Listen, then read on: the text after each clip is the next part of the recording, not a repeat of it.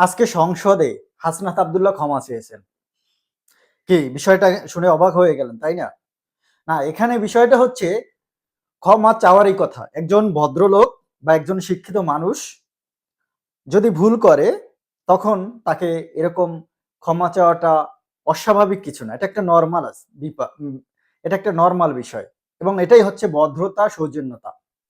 তিনি যখন বক্তব্য দিচ্ছিলেন একটু হালকা রসিকতার সাথে বলতে গিয়ে তিনি স্বরাষ্ট্রমন্ত্রী সালাউদ্দিন আহমেদকে সালাউদ্দিন আহমেদ তিনি বলেছিলেন বা সংসদ সদস্য সালাউদ্দিন আহমেদকে তিনি সঠিকভাবে অ্যাড্রেস করেননি, যেটা সংসদের বিধিমালায় আছে বা বিধি মোতাবেক।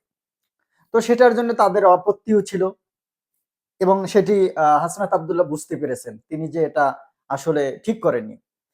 তিনি বক্তব্য শেষে সেটার জন্য ক্ষমা চেয়েছেন এবং তিনি একটা গুরুত্বপূর্ণ বিষয় বলেছেন।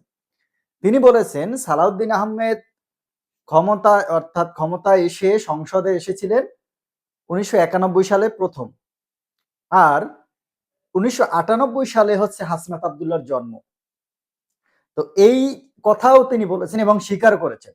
এবং সিনিয়র হিসেবে তার যে মূল্যায়ন করার কথা আ সালাউদ্দিন আহমেদকে বা স্বরাষ্ট্রমন্ত্রীকে তিনি কিন্তু সেটি পরে দেখিয়েছেন। অবশেষে দেখলাম যে সালাউদ্দিন আহমেদ আ স্বরাষ্ট্রমন্ত্রী নিজেও বেশ হাসিখুশি বা হেসে উঠলেন বিষয়টা দেখে এবং তিনি পরে তার জন্য আসলে আশীর্বাদও দিয়েছেন এবং তিনি সেটাকে ওয়েলকাম করেছেন যে এত অল্প বয়সে সংসদে এসেছেন।